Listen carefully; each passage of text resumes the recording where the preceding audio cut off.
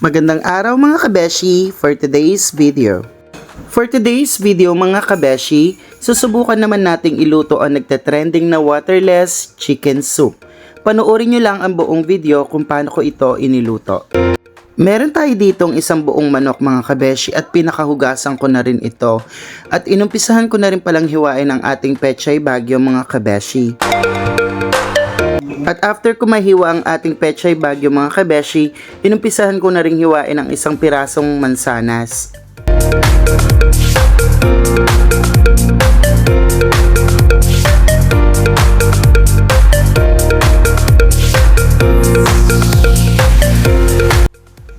At after ko mahiwa ang ating mansanas mga kabeshi, isinunod ko na rin palang hiwain ang ating puting sibuyas.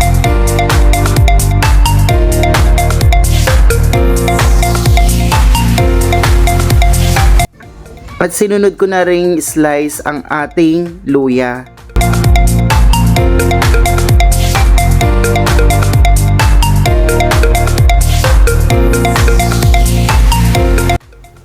At meron din tayo ditong dahon ng sibuyas.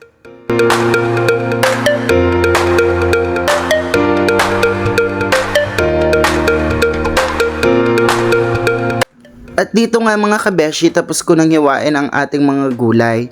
At after kong hiwain ang mga gulay mga kabeshi, kumuha na ako ng ating paglulutuan at inassemble ko na rin ito. At inumpisahan ko nang ilagay sa pinakailalim ang ating mansanas.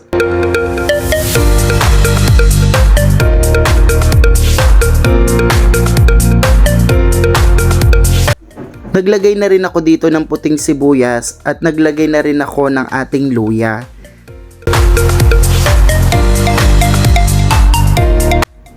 Isinunod ko na rin palang ilagay ang ating dahon ng sibuyas mga kabeshi.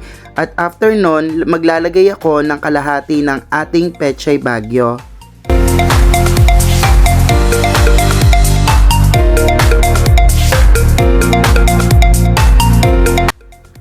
Inilagay ko na rin pala dito ang ating isang buong manok mga kabeshi at atin na itong sasangkapan.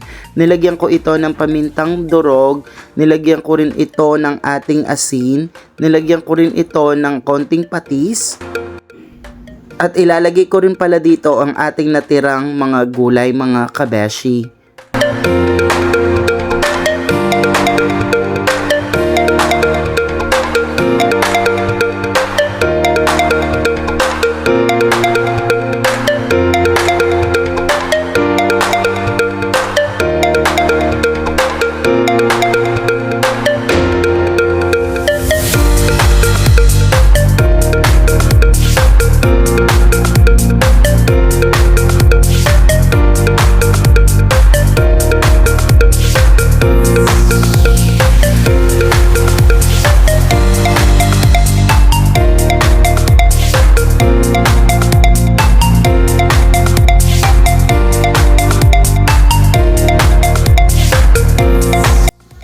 At naglagay rin pala ko dito ng isang pack ng Magic Sarap mga kabeshi.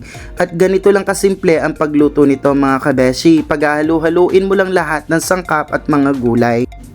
At nang ready na ito mga kabeshi, isinalang ko pala ito sa mahinang apoy at iniluto ko ito ng about 45 minutes. At ang galing nga mga kabeshi, nagsabaw na nga ito.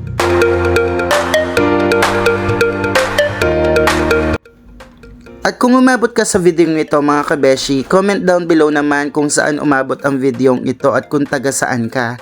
At eto nga mga kabeshi, luto na ang ating waterless chicken soup.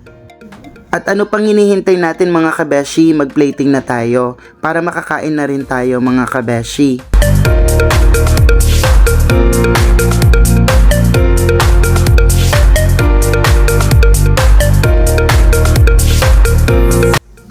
Thank you for watching mga kabeshi. Ingat!